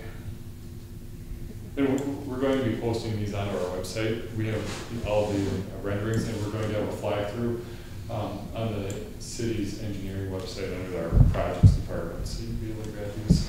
I think down this one, right there. Shows the trail coming through with the bicycles closer to the rail. Shows a water feature through here, the landscaping along Haymarket Landing Building, and then some of the trees and the landscaping along the corner of the theater. There are some concerns from the theater to block their view, so the tree variety will have to be selected accordingly. These won't be that square and angular. We're trying to have something more natural. That's just what was available in the rendering software for that. Dave, is that to scale? Because these drawings all seem really large. It's stretched. You'll see with the bridge on here too. It's kind of like when you flatten a globe, and Greenland is like huge on there. We have some of the same effect with this. And those art features, is it going to be exactly that, or is that? Okay. No, what we're trying to do is provide a platform for the art, and then the art council is, the city manager and I had met with the art council president, or I don't know what his official title is, to try and task them with coming up with the art to go in here, because I'd be more inclined to come up with engineering art, which looks more like bridges and pavers. We're trying to get it to be more the experts that do that. So would that be permanent art, or would it be more like the sculpture tour? We're talking about both. Possibly signature pieces that could be, that would be like the Bean in Chicago, that would put Eau Claire on the map and would be instantly recognizable, but also creating by the parking ramp where that Phoenix sculpture is. We built the base for that with a ramp, and then that was available to come in, and if that statue is replaced in the future, a new one could go in. So we're looking at possibly building permanent bases with electrical feeds, possibly lighting, that it could be a sculpture tour that could be changed out, or it could be a sculpture tour scale that would be there permanently, but at least the base, instead of being the concrete or something that doesn't fit, it would fit with the rest of the plaza. So the numbers and the locations are what the artists are going through looking. They don't want to have it be gaudy, but they want to have an art presence, so they're trying to balance what would go well in here, as well as the parts that wouldn't be an art piece per se or a sculpture, but we want to have some verticality and some light in the sculpture, or in the park. So whether these vertical light pieces look like the veggie straws, or if there's a different look to those, we're working with the artists to try and infuse art in other ways into here. And then as well as, I think the bridge is elegant and kind of art a little bit in itself. So yeah, we won't have necessarily the Sphinx sculpture on there. I thought that was a nice touch though, that they found, put in there. This is just a piece of artwork that they found. This is when you're off of the bridge and you're walking towards the front door of the theater. It's about the middle of the Haymarket Landing building where those transformers, if you're out there, you can see those. Where a water feature off to the side, this is where the beam is with that stamped surface. And then you can see how it's more visual, the paver pattern from the air when you look down at it for aerial pictures, but it does draw you, and the waves draw you into the front of the art center. Can I go to the next one? And there's this off to the side of the bridge where the bridge touches down, and we have the supports for the bridge in this location. Just kind of showing a different perspective. Wouldn't be too dissimilar if you're on a river walk and you're approaching the plaza and you come around the bend. There would be art here, and you could continue around the building and go to Grand Avenue, or you could continue around the river walk and view the plaza from the edge of the thing. One thing you'll note along the bank here, there were and are some trees, some cottonwood trees that are through there, some rather large ones.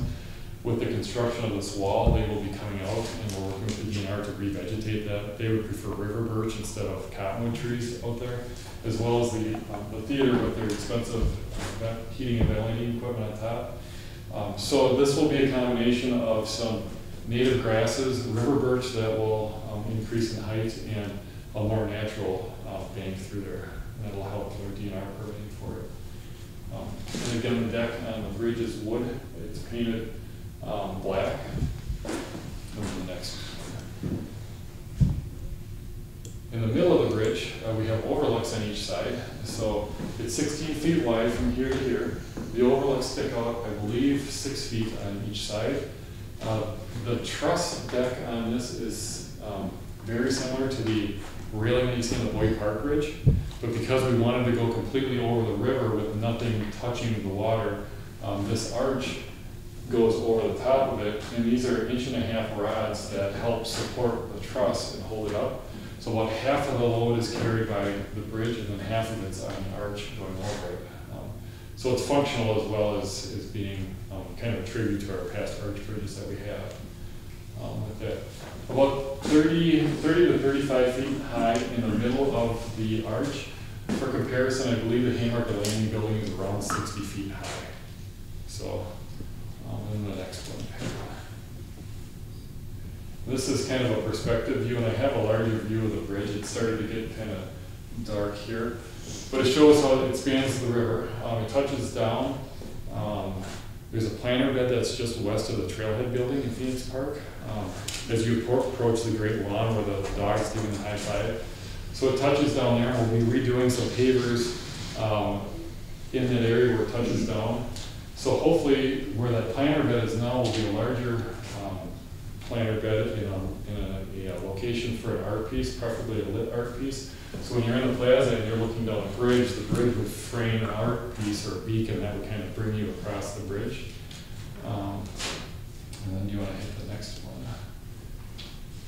And then here's just a larger view, and I guess it didn't do a whole lot of the bridge. So we tried to have it as open as we could. So if you're along the trail here, you could see through it, or if you're on the Barstow Street Bridge, it wouldn't block your view and you would still be able to see. We explored some options where it was a very slender bridge from Europe that came underneath, and it was 230 feet long in the middle of the bridge. It was only 30 inches high. The cost estimates we got for that exceeded our budget that we have for the bridge, the plaza, and the river walk. So we went back to this one, and we're working on advertising this for bid. And if everything goes well, we'll be looking at, if we get approval tonight for the aesthetics on the bridge and the bridge concept, try to have something to present to council that would be within our budget very soon. And then our goal is to have everything wrapped up by Labor Day weekend out here. So this bridge comes in 2, 4, 6, 8, 10, 12, comes in 10 and 12 parts. They bolt it together most likely in front of the Haymarket Landing building, and then they'll have a big crane on this side with a big boom, and they'll have another crane on the other side, and it's talking like they'll pick it up and they'll just set it into place, you know, like a big erector setup. That's good. And then do you want to hit the last thing? I'll just show you the engineering drawing for the bridge that just shows, that's what it looks like from the side. Is, the uncolored version of that. So, with that, I'll take any additional questions if people have. Jason? One concern that was brought up at our June meeting was a lack of benches with backs, and I still didn't see any of those here. Yep, I guess they have the rocks still around the theater, and those we're intending to have as a donation opportunity for 2 more 58s that we have, as well as the higher ones. So that is our intent along the theater on here. It's just hard to get the landscape architect to go with that, but we want it to be more natural as you get towards the river, so more stone surfaces there.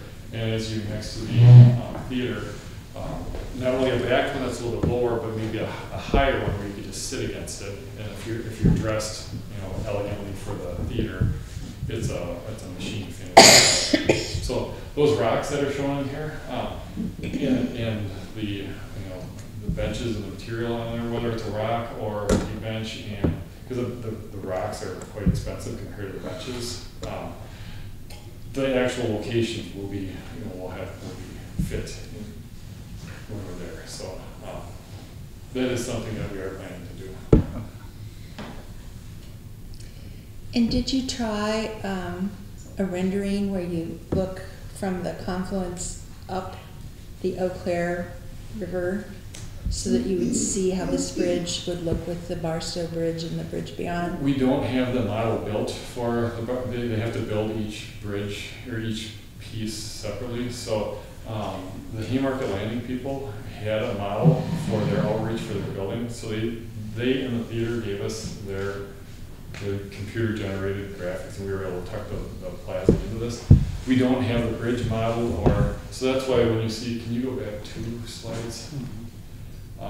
We don't have Phoenix Park model. It's about $3,000 to generate the model. That's why in Phoenix Park here, it's just kind of it doesn't have the detail that we have over here. So if we did that, we would have to build all the structure along the river up here, similar to these buildings that we have here. Mm-hmm. These are real basic ones, just a basic outline that they were able to grab off of, I think, Google Earth. But it would cost thousands of dollars to do that, so we concentrated on this area.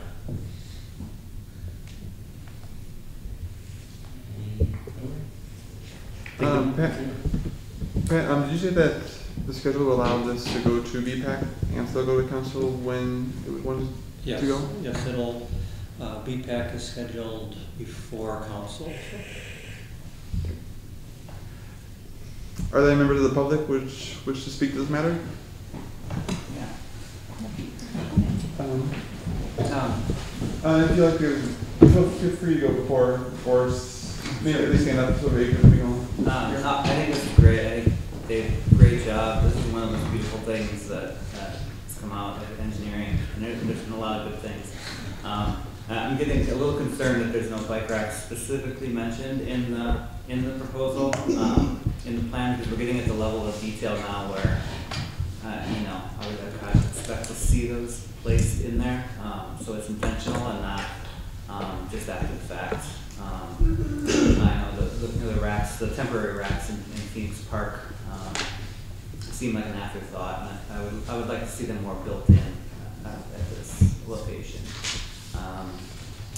And then I echo the other comments about the pedestrian access on the corner. I think most pedestrians are going to cross at a diagonal. And I know that concrete was just repaired, or just is new, so it won't be redone, but maybe there's some additional striping, maybe some zebra stripes can go across that whole corner, just to kind of separate the traffic.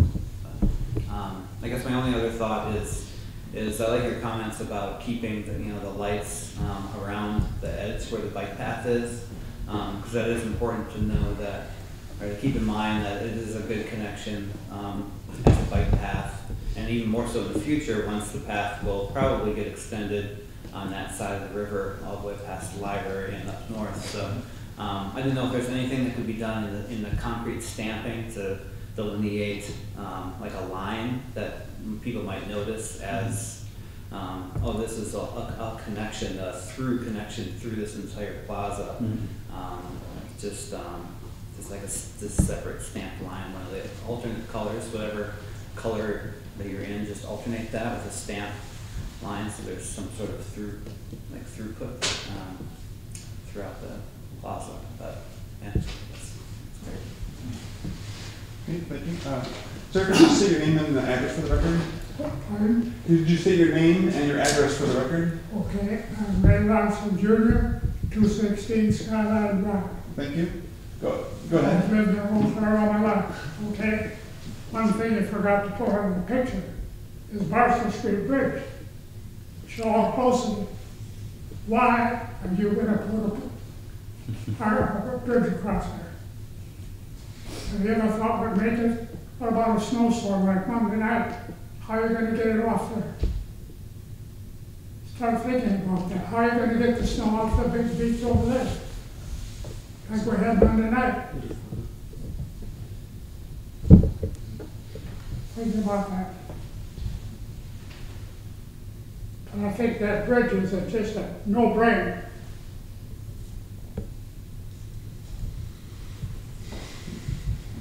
Thank you for your comment. Sir, would you state your name and address for the record, please? Hi, my name is Mike Brown, 5605 Mackay Drive, which is on Seymour, but born and grew up in Eau Claire. I'm here as a representative of the Chippewa Valley Astronomical Society, and this last summer typically we do all our astronomy outreach out at Hobbs Observatory in Beaver Creek, but this last summer we tried something new of bringing astronomy to the public, and so for 4 nights, impromptu nights this last summer, we bought telescopes down and set them up in front of Phoenix Park, or in front of the RCU building on the Phoenix Park side of the river there. Hundreds of people, the pedestrian traffic through there in the evening because of the restaurants is great, and it was a great success from our perspective. We're just a little concerned, obviously, with the lighting plan that might be in place for this. We have noticed Haymarket Landing has some pretty harsh lighting on the sides of the building, and I know there are city ordinances governing all of that it should be full cutoff, shielded lighting down facing. I just want to know if that is part of this plan, if that consideration, and if not, is it being enforced in the plan? With our trail lighting, it is the full bond lights that you see, so those are dark sky compliant for that. The fixture is completely up underneath it. There are smaller scale bollard lighting that will help get you through the plaza as you go through it. I'm not sure with the dark sky how those fit in with it. I know the theater is going to have lighting, and it's my understanding that the lights that are on the theater are self-lighting. They don't, if there's light fixture here and you wanted to read something next to it, it lights itself, but it doesn't give off light where you can read something next to it. And I would share your comments with the lighting on the Haymarket Landing building. It's quite bright out there. We don't even need our lights out there. As you say, it casts a shadow all the way across the river on the RCU side, so they are intense. And our lighting for the path here, they're looking at affixing a bonneted light here that would have baffles on it, that would focus it so it would stay within the deck on here and it wouldn't spill out over it and would be shielded. So we're attempting to do that on the bridge also, to have that. I guess our big concern would be where it's not shielded, where the light source you can see horizontally, like the lighting that's currently on the side of Haymarket. It's not obviously when we come down here to do astronomy outreach, we're looking at the moon, we're looking at the planets. So it's the bright objects, because we are in the middle of light pollution, we're in the middle of downtown Eau Claire. We're gonna have lighting issues to deal with.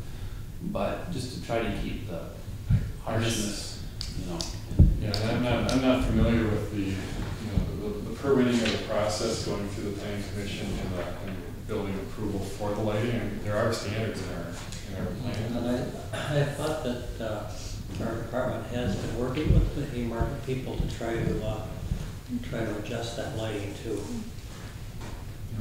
Our lighting, all of our decorative lighting that you see in Phoenix Park and around our trails with our LEDs, we do have the ability to have a sensor up there. It's a roam system where we can dim those. So it is something that we're working on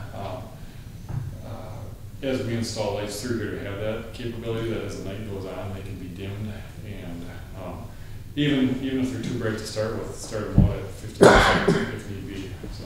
And there's the light pollution aspect of it. There's also the environmental aspect of it too, that the American Medical Association is citing health concerns with LED lighting, color temperature and items like that. We're definitely trying a warmer LED too. The Causeway is a warmer LED than we had on Summit the year before, so we're trying to get it closer to 2,700 K instead of 4,000. I believe the International Dark Sky Association is 3,000 or below. So. Yeah, even 3,000 is still, that's what the Causeway is. It's a little bit cool for me. Yeah. I'd say. So that's something that we're working on also. Okay.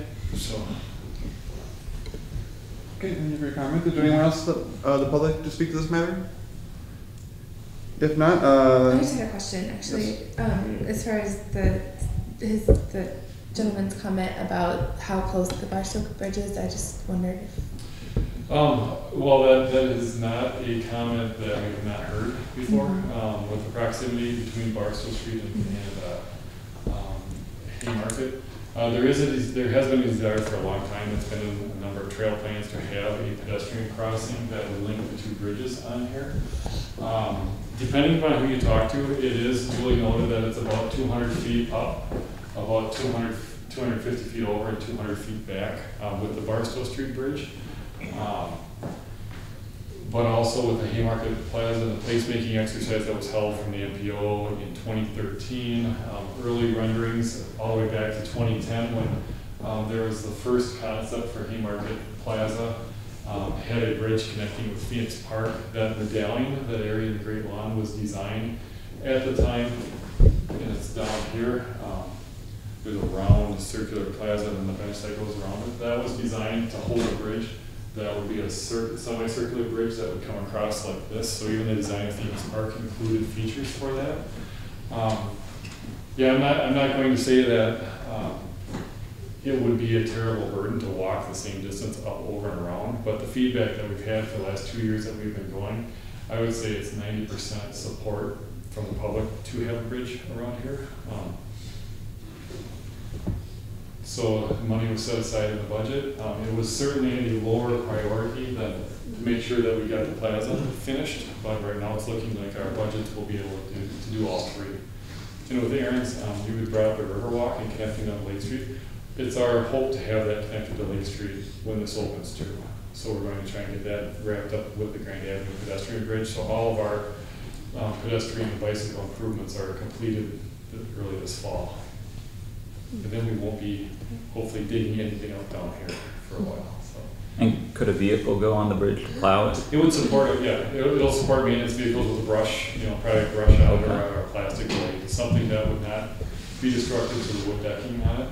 But it is designed so it can support an emergency response vehicle. If an ambulance needs to get over there, it can. We're certainly not going to be endorsing vehicular access any more than we have to, but the entire river, we have a minimum of 12 feet everywhere on the trail that goes through here. That's the same lane width that you have on a typical highway. So a vehicle would be able to drive on the new pedestrian trail as well as across the bridge for maintenance or emergency reasons.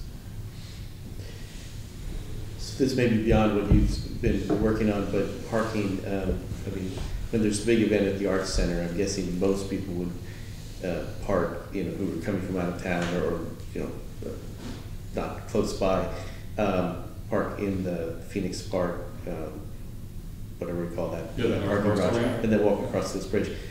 Have people studied the capacity of that parking ramp, and whether, I mean, will there also be people parking in the Civic Auditorium parking ramp and coming down? Yeah, there'll be people. If there's a peak event with both theaters going in the Art Center, I believe it's about 1,600 people will fill both theaters at one time.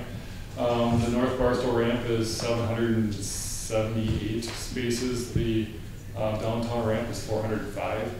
So between those two, that's about 1,200. And with your trip generation, assuming that everybody that attends, and if the event is off peak when you're not during business hours, between the two ramps and our surface parking, the railroad lot, we have parking at City Hall and then behind 7 South Dewey Building, as well as parking across the river, you know, on the streets over on First and Oxford, and walking across either the Grand Avenue Bridge.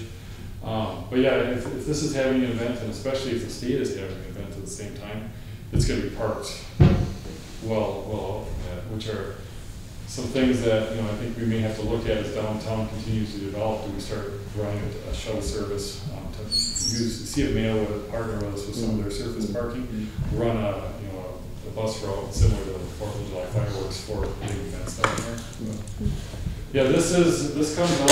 It's pretty close to the where the elevators are on the North Barstow ramp, but the RCU building is pretty much right in the way of it. So people would come out of that elevator if they're mobility impaired. They would go either way around the RCU building and then use a crosswalk, and then they're right there to go across the bridge. So it does provide a more convenient connection for, you know, up to 800 people parking in that ramp going to the event as opposed to going to Barstow. But you'll have people using both. Any other comments or questions? My last comment was that since BPAC just finished the schedule, I think it might be a good idea for this to go before BPAC as well on its way, since that shouldn't slow it down to council. Is that correct, Pat? That when the BPAC would still make it to council on schedule? Yes. Okay. So the item is to recommend approval. Do you have anyone motioning to approve this for recommendation? I'll move to approve. Okay, is there a second? Second. Terry and Megan. So all those in favor, please say aye. Aye. Those opposed?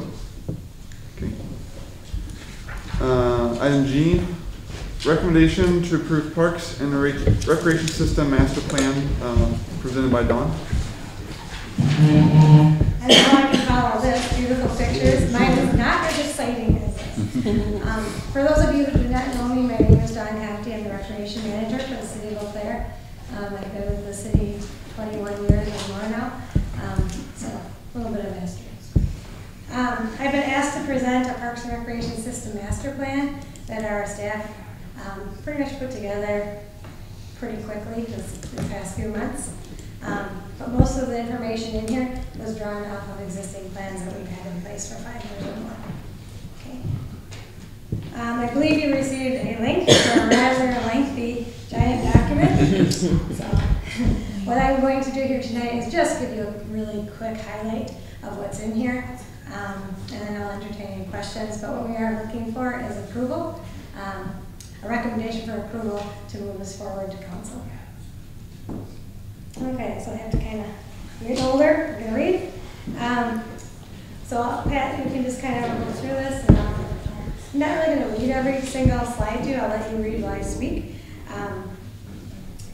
Like I said, this is a culmination of plans that we've had in place for 5 years or more. The reason this is coming to you today is we are a CAPRA accredited agency, and CAPRA stands for Commission for Accreditation of Park and Recreation Agencies. We were accredited in 2012, 2013, and we're up for renewal, and we do need to meet certain requirements, and this is a requirement for CAPRA. So that is why it's coming before you today. All right. One thing, like I did mention, this is a companion document to existing things in place, but primarily it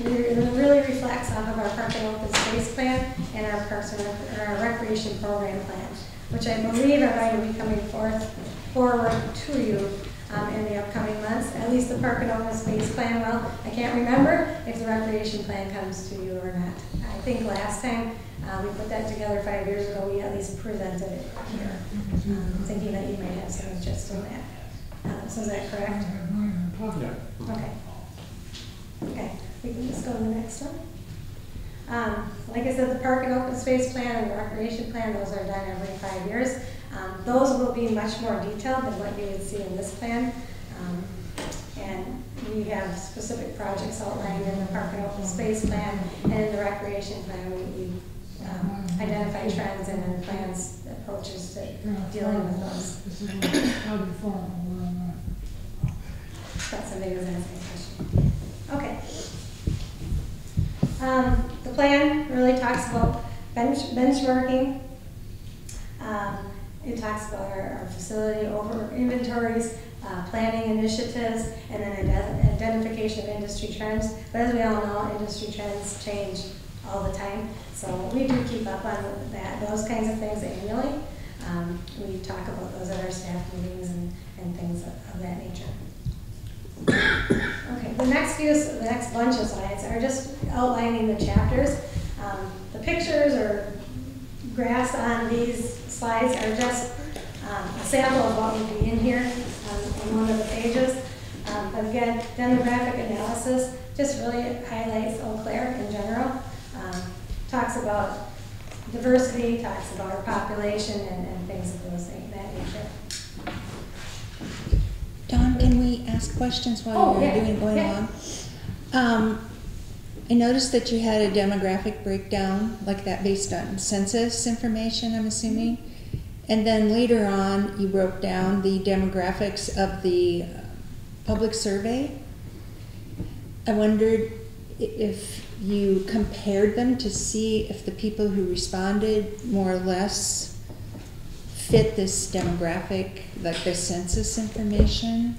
I can tell you we put this together rather quickly, so that has not been done yet. But those are discussions that we will be having when we're doing the Parks and Recreation Open Space Plan and the Recreation Plan in more detail. Okay. So yes, we will be looking at that. Okay. Yep. Okay. Relationship to other plans and documents. When we're doing our planning for CAP or anything we do work with finance. We look at the city council, strategic planning. We look at the comprehensive plan for the city because we think that all plans should be consistent and match up. So we do pay really good attention to that. Where we had not done that probably 10 years ago in detail, we do that more through this accreditation process. Okay. We did a community survey back in 2011 and again in 2016. So part of this plan just puts the community survey results in the report in the appendices and in the narratives. Benchmarking and park metrics. So the National Recreation and Park Association has a park metrics system in place where agencies can go in and put their community data. Really, it's a little unfortunate that we, ourselves in West Bend, are the only two in Wisconsin that enter data. Waukesha is going to be entering data. We did put them up here. So we went ahead and just chose 5 agencies that we thought were pretty close to us that had data in the system. So we chose Plymouth because they are an accredited agency in Minnesota. Waukesha is an accredited agency in Wisconsin along with us. That's why we know they're going to put their data in there for 2017. Maple Grove, West Bend, and Owatonna, we chose them because they actually had data in the system. And they were the closest to Eau Claire in size and proximity. So we are So we are benchmarking what we do with those communities at this time. Now, if we want to do further comparisons, we certainly can do that. Recreation planning analysis. This is just, we have a recreation program software that allows us to retrieve this data, graphs and pie charts, and we can compare registrations and memberships, sales of product. So that's one thing that we look at very closely. And then all of our participation and enrollment data, we also analyze that. And these are just a few of the things that we track. We track way much more than this. And we do review this annually. Park inventory and planning analysis. So we do have classifications of our parks, which I'm sure you're well aware of. We have urban parks, community parks, special areas. We basically just are creating an inventory of our parks, what's in them. This is just a snapshot of one of the tables that are in the plan, but we do have a lot more detail in our electronic database. Operation maintenance analysis, this is handled mostly by our parks and forestry division. Again, it's just tables and data that they can compare and track trends and operation compliances. Forestry planning analysis, this section right here is pretty much related to the urban forest management plan, and it does talk about the emerald ash borer and our plan to kind of address those types of issues that are coming. So that is what is part of that chapter. And then level of service analysis, this again lists a lot of our park spaces. I think this just shows we put a priority. So some parks have a higher level of service, or some park areas have a higher level of service than others. On the far right, it's really hard to read. A 5 would be considered high priority and a 1 lower priority. We do have some work to do on this, where we need to take our park assets and look at them and prioritize. So for example, playgrounds at all the various parks, we may have that somewhere, but we need to look at that in more detail and prioritize what playgrounds are older or need to be replaced sooner than others. So things of that nature, we need to probably dial that in a little bit more in depth. Resource funding analysis. A lot of this is done through finance and the budget process. But in the recreation division, you'll see on the left that we actually do a cost analysis and comparison. We look at cost recovery of all of our programs individually, and then we also look at them as a category, like instructional, adult athletics, youth athletics, community programs, and things of that nature. So again, we do that annually as well. Economic impact analysis. In 2014, we worked with Physical Clear to do an economic impact study of just a small sampling of events. This is one event, Eau Claire Youth Hockey Hughes Tournament. That tournament, the total economic impact of just bringing that tournament to Hobbs was over $500,000. So that's just one thing that the city does, and the city has over 100 events and things that they bring to Eau Claire, and I would even say it's well over 100 when you look at everything. We need to probably do a little bit more of an in-depth economic impact study. And I do think the university, there's a class that did it recently, and they're doing it right now, an economic impact somehow study or something of our trail system. So I've asked for that when the class project's done to see what that is all about. I think that would be interesting for our department to take a look at.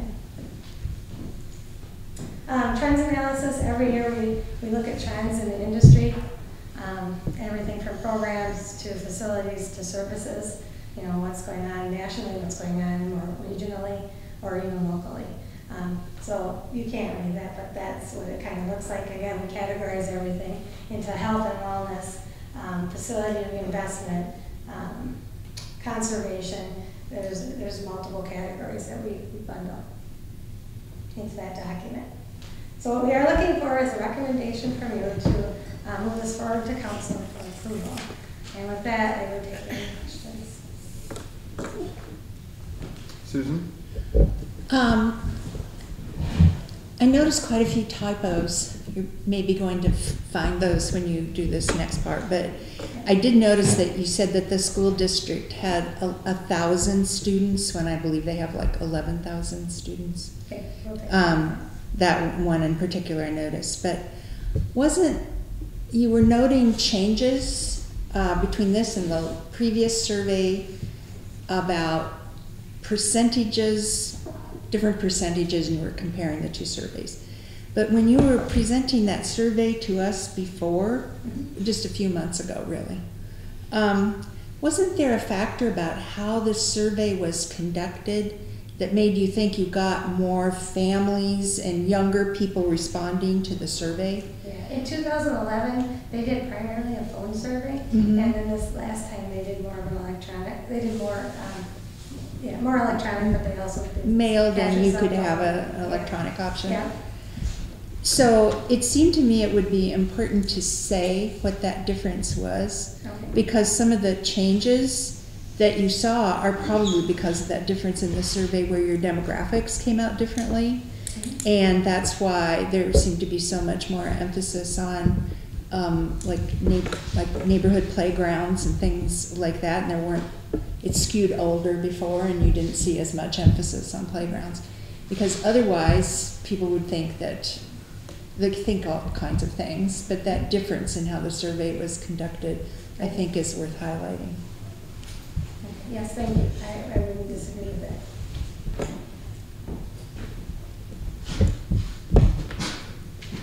Anyone else? Well, thank you for giving me the opportunity to present this to you tonight, and looking forward to your recommendation. No more members of the public at hand, so I would propose take a motion to approve the report. Ron, is there a second? Second. Meredith, all in favor, please say aye. Aye. Those opposed? Okay, thank you, Dawn. Thank you.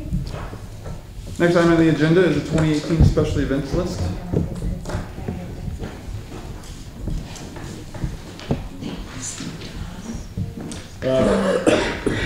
There aren't any special events to review. Again, if you recall, we only review new events that come in. We do have several returning events, which is good, because last year we had over 100 special events last year in the city. And as Don said, on just the one event with the Michael Hughes tournament, we brought in to the city, the economic impact to the city was over $500,000. So the Express, the economic impact for the Express baseball team, I got a report on that, it's almost $1 million into the community. So all these special events that come in have a big impact on the city. But again, there aren't any to review.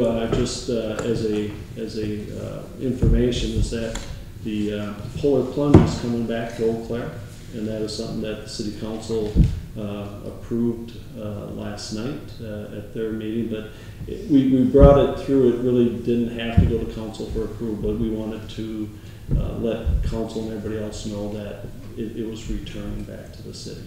So that's good news. Okay, next item would be the director's report. Okay, so for what we have in the director's report, just an update on the Carson Park main playground. I did report on this in our December meeting, that the east half of the playground has been installed and the remainder will be completed in the spring of 2018. So we're looking forward to having that completed. The Fairfax ball fields, the dugouts are built, trusses are constructed, and the roof is up. We are expecting the steel sheeting will be delivered later sometime this month to finish that off. With the Forestry Division, the emerald ash borer has been officially discovered in the city of Eau Claire. We are continuing our preemptive ash removals in targeted neighborhoods, what is currently the east of Rudolph Road to Fairfax Street and south of Mitchell Street to the Interstate 94. We're continuing our neighborhood pruning operations, which currently is in the 3rd Ward neighborhood. One thing that we're doing as part of community services is that we have started a cross-training of our employees, not only in other areas such as snow plowing, but with this emerald ash borer, the likelihood is what we're going to see is within the next 4 years, several thousands of ash trees dying, and it's very quick. It's one of those insects that will kill an urban forest within 4 years. So we're actually preparing by cross-training our employees in community services in a chainsaw safety clinic that will give them the training so that they're handling chainsaws and getting rid of some of this brittle trees that are dying in a safe manner, so we don't have any injuries of our employees. So we have only 7 employees in our forestry division, and they can't take care of, let alone all of our, we have, currently we've preemptively taken care of over 3,000 ash trees that are in the boulevard. We have another almost 6,000 remaining in our boulevards in our park area. So we're going to be expected to have to take care of those when and if they die off. In regards to the Parks Division, we have all of our 9 outdoor ice rinks are built. They were built during the holiday season. We did have some mild weather recently, unfortunately, that seems to always catch us this time of year as things start going really good, and then all of a sudden Friday it's going to be 43 degrees. And while we still have kids that will go out there and play on them, it does mess them up a little bit. But we'll continue to keep those going as long as we can.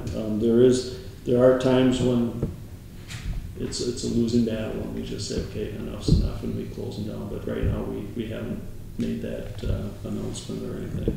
Our hope is that we'll still get some cold enough weather through the next, February, maybe hopefully into the March, we'll have some weather so the kids can be out there playing on the rinks.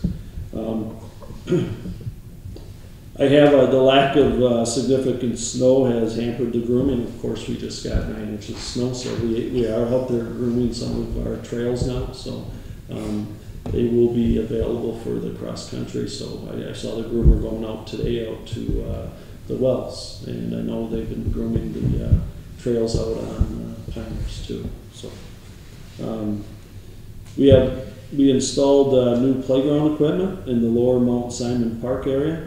Again, that equipment during one of our safety audit tests failed. So when that happens, we take it out. We have to replace that with new equipment. Just a reminder that our Prime Times Fall and Winter edition is still available.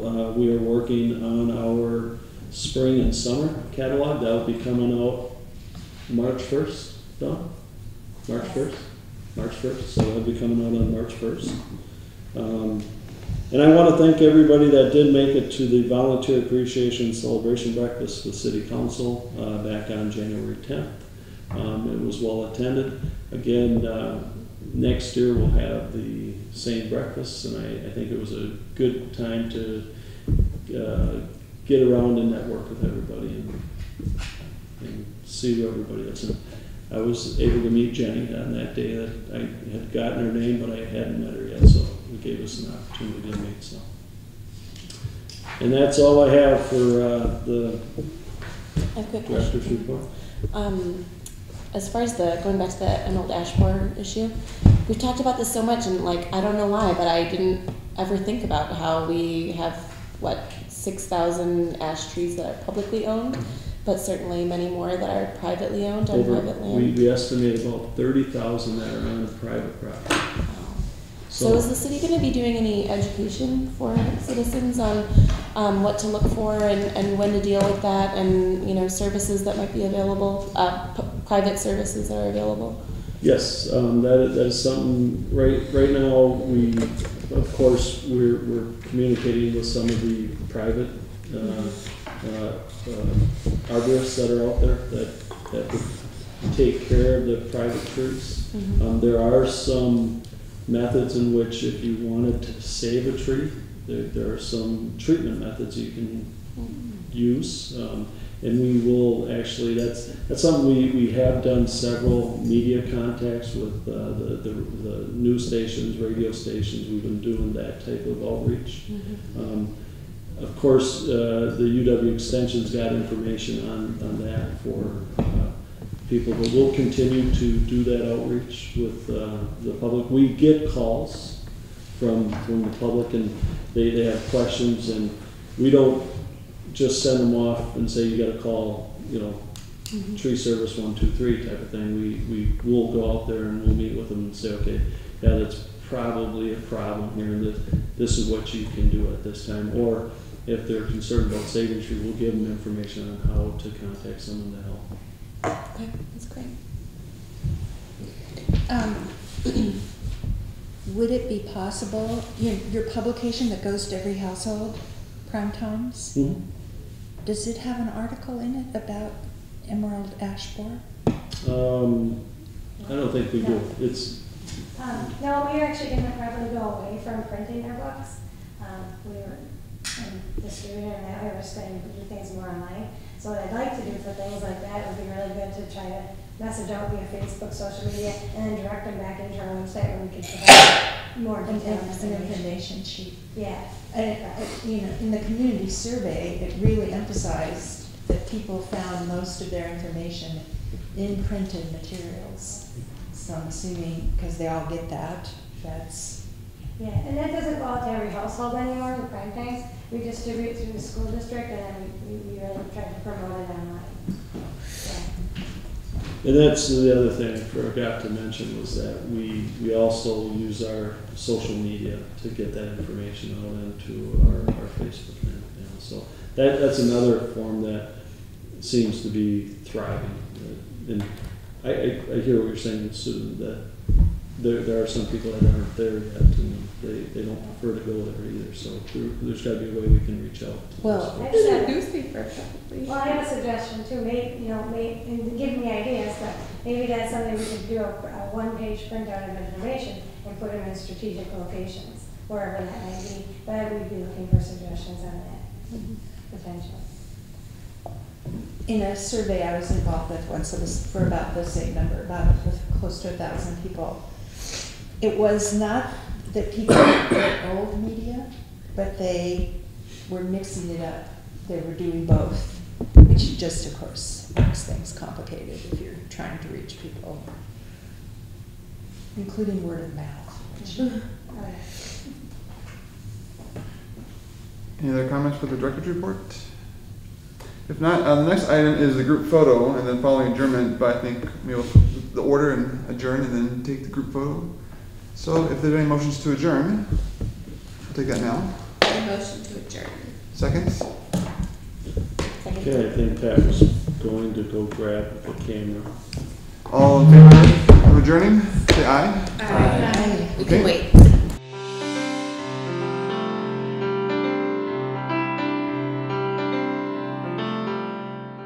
This program was brought to you by a cooperation between Newsworks and the City of Eau Claire. A transcript of this meeting is available for the hearing impaired. It will be available within 7 days of this telecast. Call 715-839-4912 or TDD 715-839-1689 or write Eau Claire City Clerk, P.O. Box 5148, Eau Claire, Wisconsin 54702-5148. Newsworks is made possible by continuing community support. If you would like to volunteer or make a donation, please contact us via phone at 715-839-5067 or online at valleymediaworks.org.